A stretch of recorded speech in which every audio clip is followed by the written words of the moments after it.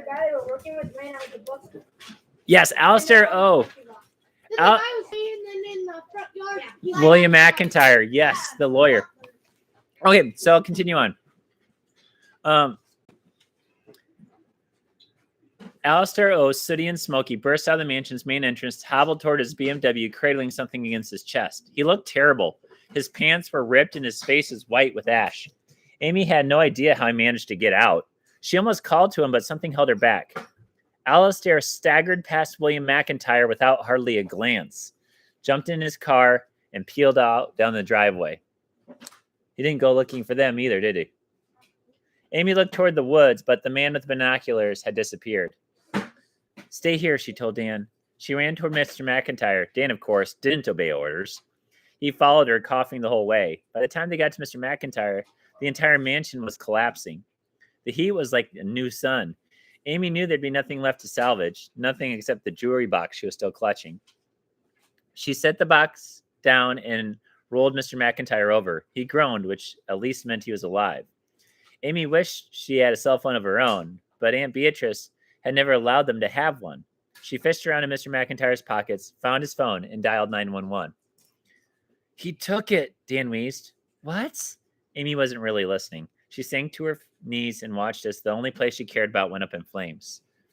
You ever had one of those situations where someone trying to tell you something, but you were upset about something else and you weren't really thinking about what they were saying? I think that's what's happening there. She pictured Grace telling her stories in the library. She remembered running down the halls playing tag with Dan when they were little.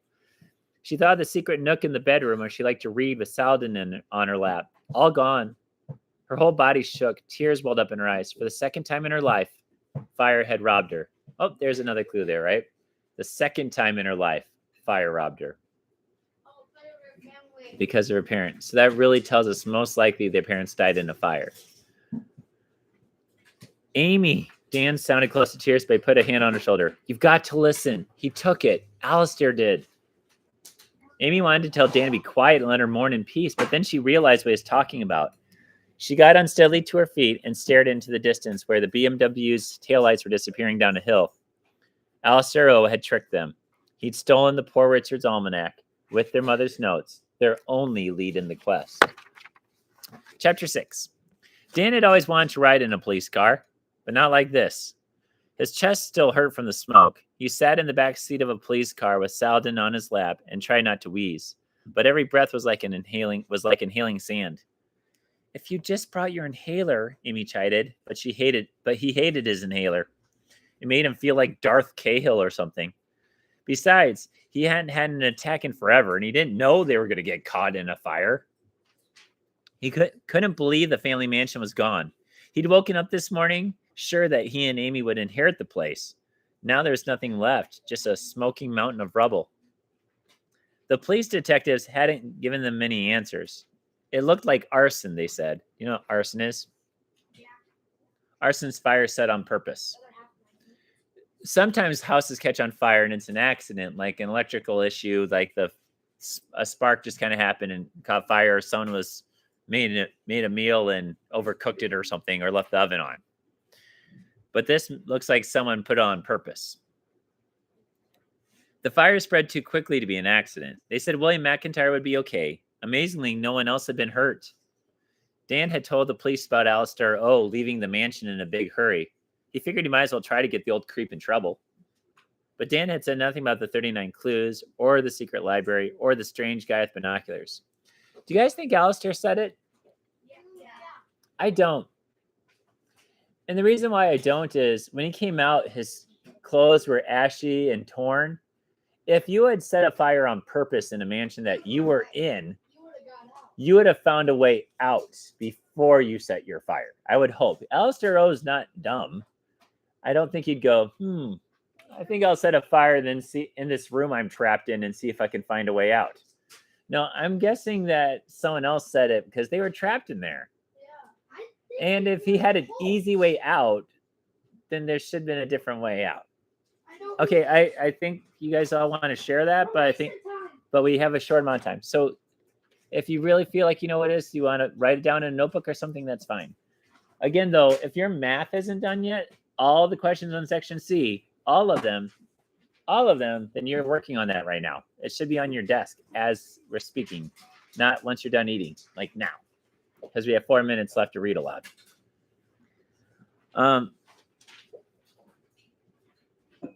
Who was the man in black? Amy whispered, like she'd been thinking the same thing. She had Grace's jewelry box on her lap, and she was twisting her hair the way she always did when she was nervous. Don't know, Dan said. Alistair? He couldn't have been in 2 places at once. Mr. Holt? Mr. Holt's not that old and he's a lot more buff. Aunt Beatrice dressed as a man? We can't help each other on that test. You guys know that, right? Okay, I don't know what the discussion is right now during Read Aloud, but there shouldn't be one. Because people have tests right now. Gavin, he's got to do it on his own. I appreciate you want to be a good, helpful friend, but this is a test. We can't help each other on them. It's a test. We can't help each other on it. And we can't try to get other people's attention because we've lost Read Aloud before for that.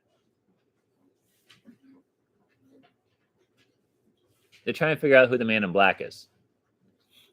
Aunt Beatrice dressed as a man? Personally, Dan liked this idea because Aunt Beatrice definitely had the evil factor going for her. After all, she just left them in the mansion without a second thought, but Amy rolled her eyes. He wasn't anybody we know, Dan. At least I'm pretty sure, but he was watching us, like he wanted to see if we got out. I think he set that fire to trap us. Saladin said. I agree with the cat, Dan said. After that man in black and Uncle Alistair, I say we make a new resolution. Stay away from old guys. We'll have to be more careful about everybody. Amy lowered her voice more. Dan, our mother was involved in the 39 clues. That writing? Yeah, but that's impossible. The contest just started. It was Mom's writing, I'm sure. She said, follow Franklin, first clue, Maze of Bones. We have to find out what that means. It's just the kind of mystery Mom would have loved. Dan knew he should have felt more annoyed, but he hated that Amy remembered more about their parents than he did.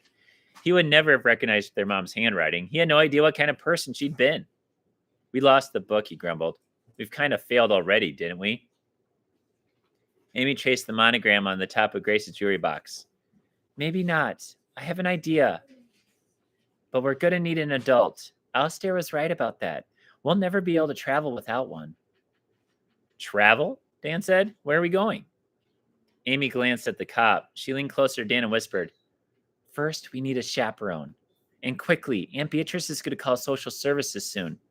We need to get our stuff, get home, get our stuff, and get out.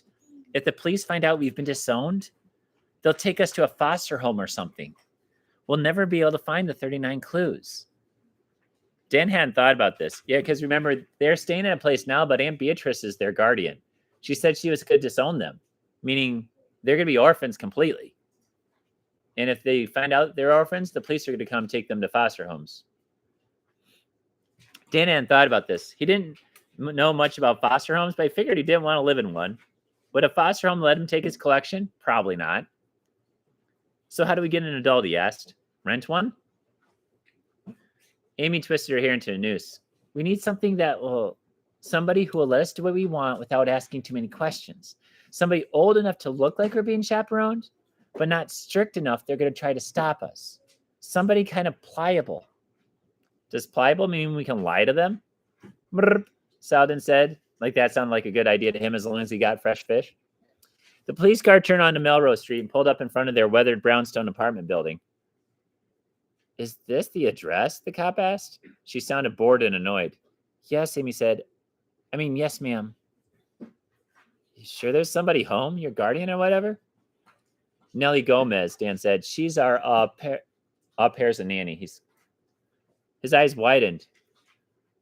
He looked at Amy, and she could tell what he was thinking the same thing. It was obvious even a Holt could see it. What were they just talking about? What do they need? And who's their guardian? No, the new person they just said, Nellie Gomez. Who could be their chaperone? Nellie, they said together. They got out of the police car with their cat and the jewelry box and raced up the front steps. So on Monday, we get to meet a new character. Now Nellie